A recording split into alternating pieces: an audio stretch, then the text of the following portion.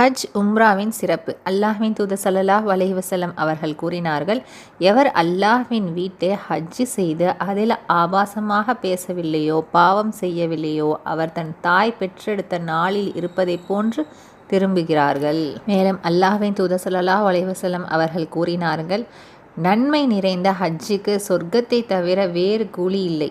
ஒருவர் தன் மீது ஹஜ் கடமையான அதை விரைந்து நிறைவேற்ற வேண்டும், தாமதப்படுத்துவது கூடாது. அல்லாஹ்வின் தூதர் ஸல்லல்லாஹு அலைஹி வஸல்லம் அவர்கள் கூறினார்கள், எவர் ஹஜ் செய்ய நாடி விடுவாரோ அவர் அதை நிறைவேற்ற தீவிரம் காட்டட்டும். ஏனெனில் ஒருவரை நோய் பீடிக்கலாம், வாகனம் அல்லது செல்வம் தவறிவிடலாம், தேவைகள் குறுக்கிடலாம்.